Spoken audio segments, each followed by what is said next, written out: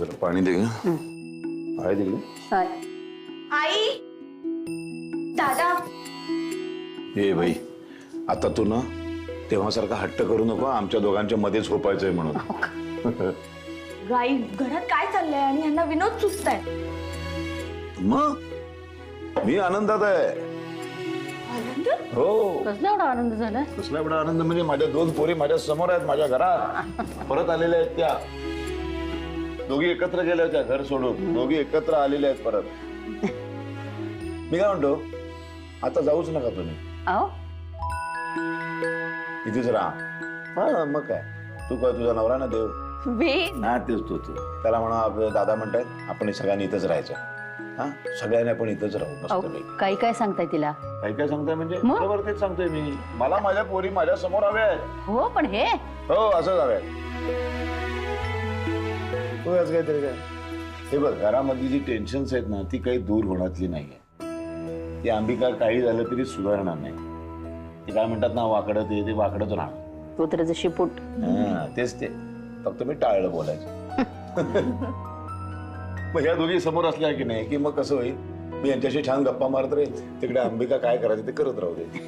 आपल्याला काही फरकच नाही पडत. फक्त एकच शंका येते मनात. काय? ते मुक्ता कुठल्या क्षणी पळून जाईल का घरातनं?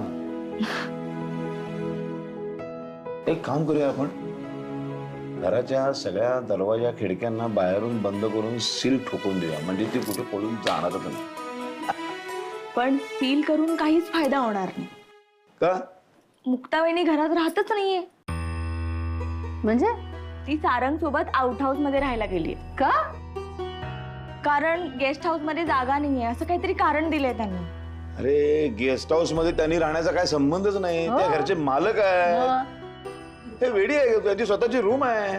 ऑप्शन खूप आहेत, पण खरं तर वहिनीने जो शब्द दिलाय तो तिला मोडायचा नव्हता, म्हणून ती घराबाहेर गेली आहे. काय वेळ आली आहे. घरची सून असून तिला घराच्या बाहेर राहायला लागते.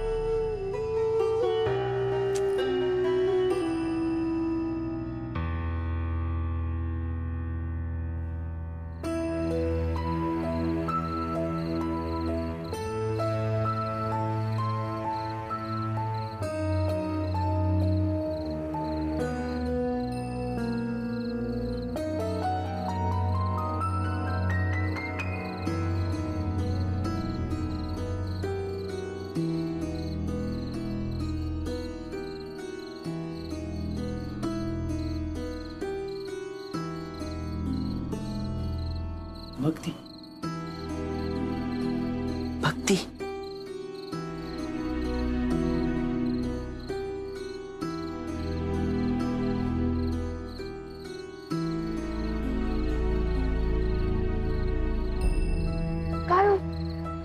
काय झालं?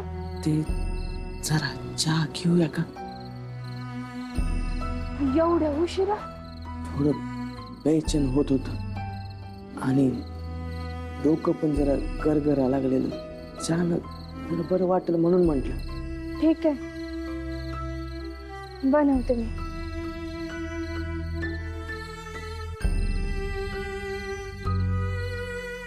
या आउट हाऊस मध्ये आपल्या प्रेमाच्या कितीतरी आठवणी आहेत ना. यु नो, लपून छपून इथे यायचो आणि तुला बघायचा प्रयत्न करायचो.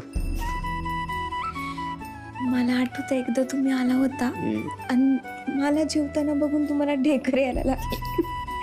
तेव्हा पकडला गेला होता. तुझ्यामुळे मला माझा उपवास पटकन संपावा लागला होता. तुला माहिती आहे ना, मला भूक कंट्रोल होत नाही. यार लगेच ऍसिडिटीचा त्रास होतो. म्हणजे माझं असं होतं की आयुष्यात काय व्हायचं ते होऊ द्या, पण आधी मला प्लीज खायला द्या.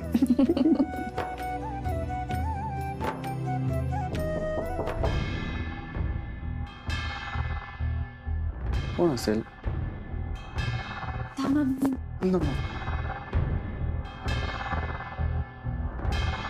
या ना, या.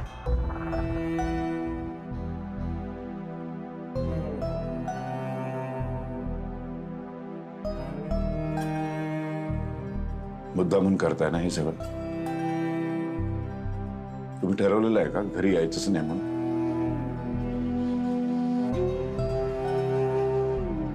आउट हाऊस मध्ये राहत आहे मुद्दाम. आयुष्य खरंच एका चक्रासारखं असतं. हे सगळं घडलंय, परत तेच घडतंय. त्या मागच्या गोष्टी बदलताय. आम्ही लग्न करून इकडे आलो होतो तेव्हा तुम्ही मला आउट हाऊस मध्ये राहायला सांगितलं होतं.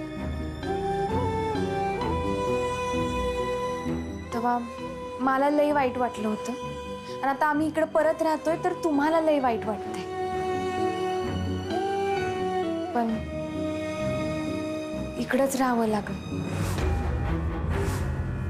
ही घरच्यांसाठी घेतलेली जबाबदारी आहे, ती पार तर पाडावीच लागल ना. दादा तर प्लीज तुम्ही वाईट वाटून नका घेऊ. अहो आम्ही दोघं याआधी पण इथे राहिलो आहे, सो आम्हाला खरंच काही त्रास नाहीये. सो तुम्ही पण प्लीज. हे कसं वाईट वाटणार नाही आम्हाला? परकी नको असलेली माणसं सुद्धा घरातल्या गाद्या गिरद्यांवर लोळतायत. तुम्ही दोघं इथे राहताय, हे का वाईट वाटणार? झोप येणार आहे का आम्हाला तिकडे? अहो मोठी आई, आउट हाऊस हा घराचाच भाग आहे. आपण सगळ्यांना समान वागणूक देणारी लोक आहोत, त्यामुळे इकडे राहिल्याने कोणीही लहान होत नाही. आपण एकत्र येऊया आणि या परिस्थितीला सामोरं जाऊ.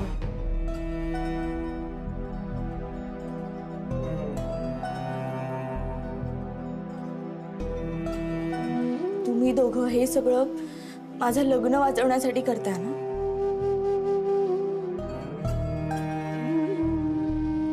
मी तुम्हाला थँक्यू म्हणावं की सॉरी हेच कळत नाहीये रे. खूप मोठं देणं लागते मी तुमचं. वहिनी, मी ना तुला प्रॉमिस करते, माझ्या सासरच्यांना ना तू केलेल्या त्यागाची जाणीव नक्की होईल. आणि तू जसं तुझ्या सासरच्या माणसांमध्ये बदल घडून आणलास ना, तसा मीही नक्की घडून आणेन. तू बघच.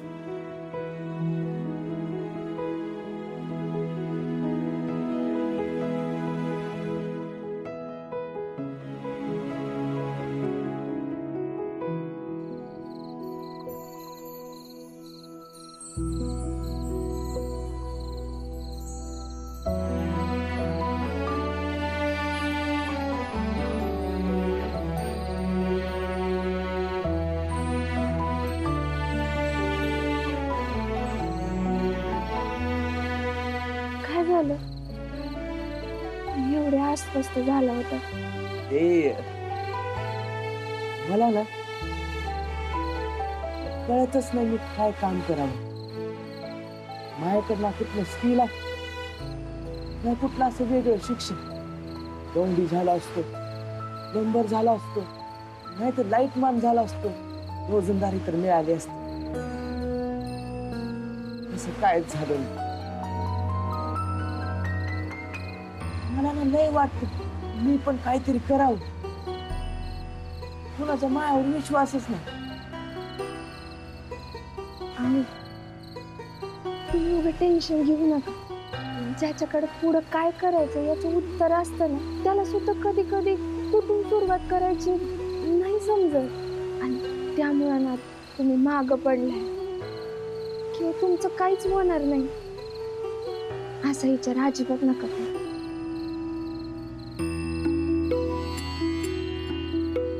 काय झालं? असे का पाहताय? तू मला लय कौतुक वाटते. खरं तर माझ्यासारखंच टेन्शन तुला पण असताना ती पॉझिटिव्ह बोलते. असं काय जमात तुला? पॉझिटिव्ह नाही राहायचं तर काय करायचं? गरीबाकडे त्याचा विश्वास सोडून दुसरं काही असतंय का गमवायला? आणि तोच जर गमावला आपल्यासारखं कंगाल कुणी नाही. कधीतरी काहीतरी चांगलं घडलं या आशेवर आपण दिवस काढतो. आणि ती आशा ना लई सुखावणारी असते. आणि का नाही घडणार आपल्या आयुष्यात चांगलं काही? फक्त वाईट घडायलाच जन्म घेतलाय काय आपण? आता आमच्या आयुष्यात कधी काही चांगलं झालं नाही ही गोष्ट वेगळी आहे. पण तू मला सांगू का, नुसतं चांगलं घडण्याचा विचार सुद्धा लय आनंद देऊन जातो. नुसतं स्वप्न रंगवायला पण लय भारी वाटत. वा, आता ह्योच विचार घेऊन मी बी स्वप्न रंगवणार बघ. भक्ती, तुझ्या संग बोलून लय भारी वाटलं बघ. आणि मेन म्हणजे आपल्याला असं एकांतात बोलता आलं.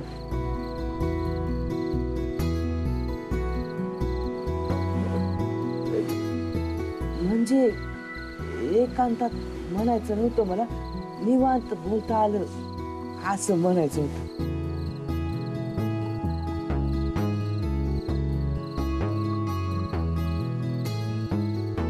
भक्ती, मी तुझ्या संग लय वाईट वागलं. किती चांगली माणसं आहात तुम्ही. आणि मी काय करायचं चाललेलो.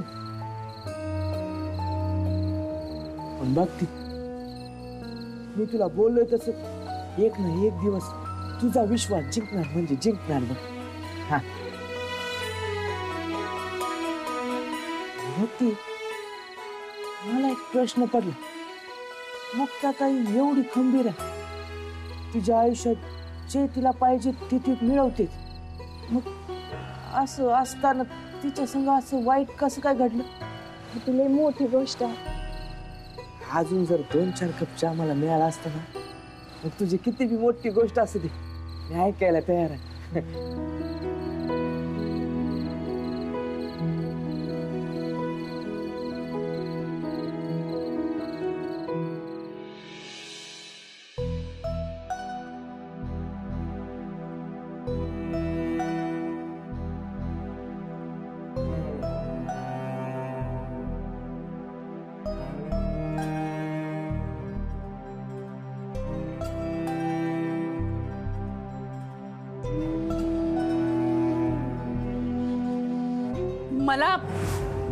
मलाही आमचा हिस्सा हवाय.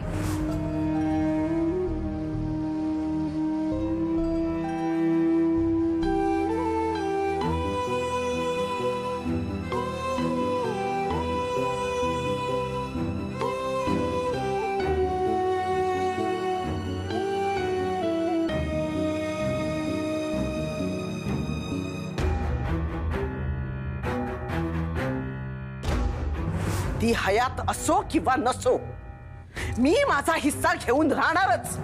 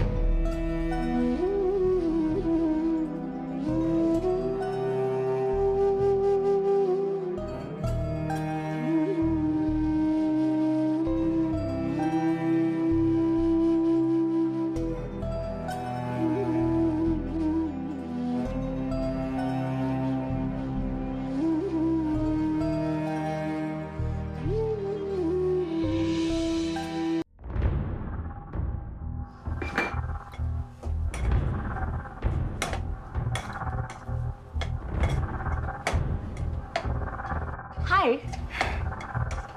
युजलेस महानिर्लज्ज मुलगी. रेणुका, ही पद्धत नाही हा बोलायची. हो, तुझ्यासारख्या महानिर्लज्ज मुलीसाठी चांगले शब्द कुठून आणायचे ग शोधून? आणि तुझ्यासारख्या मुलीकडे बघून चांगले शब्द येतील का डोक्यात? रेणुका, अगं मी इथे पाहुणी आहे ना. नगरकर घराशी एवढे जिव्हाळ्याचे संबंध असताना सुद्धा तुम्ही मला कधीच बोलवलं नाही. आणि आता अंबिका आत्या बोलवते तर त्यातही तुम्हाला प्रॉब्लेम आहे. बरं, मी इथे येऊन कोणाला त्रास देतेय का? नाही ना. उलट अंबिका आत्या जे सांगतेय तेच करते. अरे बापरे बापरे बापरे, किती साधी सोजवळ सभ्य मुलगी आहेस ना तू. ऍक्च्युली यू नो व्हॉट, तू अंबिका आत्याची पेट आहेस. रेणुका, रेणुका ही वहिनी. शांत राहा ना जरा प्लीज. सकाळी सकाळी घरात वाद नको. ही आर्या बघ ना काय करायचा प्रयत्न करते. तिला असं वाटतंय की घरात फोर्सफुली घुसून आणि किचन मध्ये काम करून तुझी जागा घेता येईल. रेणुका तू तरी शांत बस ना, नको ना घरात कटकट. अगं आई, हे प्रकरण असं शांत डोक्याने सोडवण्यासारखं आहे का? नाही ना.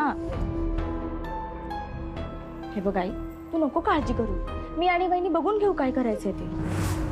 पण एक लक्षात ठेव, सासूबाईंची तब्येत बरी नाही, आजारी आहेत त्या. हो, तू विश्वास ठेव ना जरा माझ्यावर. डोंट वरी. हे सिंक मध्ये ठेव.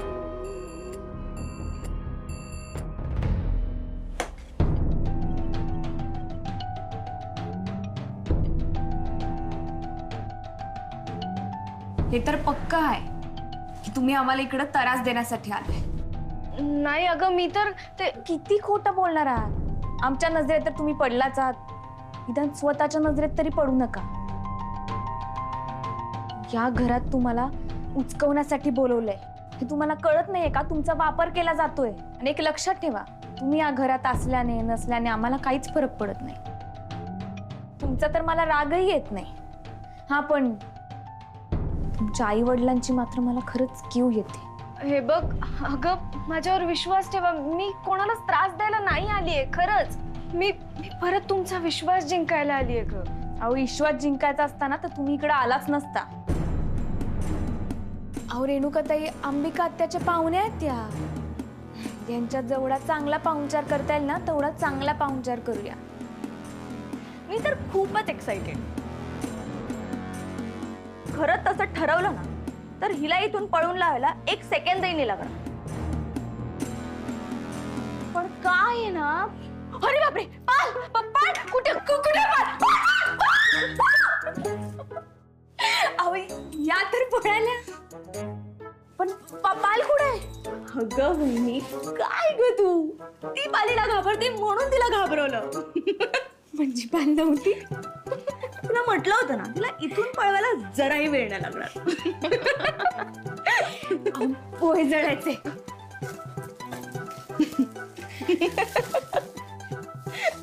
तुला असं बघून किती छान वाटतंय का? तुम्हाला बी बघून मला लय बरं वाटतंय. हे बघ, बेबी पावली मुक्तानी स्वतःच्या हाताने उपमा बनवून आणलाय, तोही आपल्या किचन मध्ये. चला, म्हणजे आजारी पडण्याचा फायदा झाला म्हणायचं. नका ना असं बोलू. दुखणं चांगलं असतं वय. कधी कधी चांगलं पण असतं. बरं आधी घ्या. त्याच्याशिवाय तू आली असतीस का? बघितलं ना रावसाहेब, कशी धावत पळत काळजीनं आली या. माझ्यावर लई प्रेम करतीय, अगदी सारंग परास. खरंय, मावस सगळ्यात जास्त प्रेम तुमच्यावरच आहे. पण हे खाल्लं तरच. हा, हे संपवल्यावरच तुम्ही असं मस्त ठणठणीत बऱ्या व्हाल. काळजी करू नकस, मी खाईलच. पण हे नाश्ता जेवण हे करण्यात तुझा लई वेळ घालवू नकस. आता जरा मला बरं वाटतंय. बरं, अजून बरं वाटेल तुला संबळ वाजवताना, रियाज करताना. मी स्वतः बघीन तेव्हा मला जरा बरं वाटेल. बरं, काळजी घे, रियाज बंद होणार नाही याची काळजी घे. बरं बर नाही, आता जा आणि जाऊन संबळ वाजीव. अगं, नुसता तुझ्या संबळाचा आवाज कानी पडू दे. बघ मग कशी ठणठणीत उभी राहते मी. वय की नाही रावसाहेब? हो.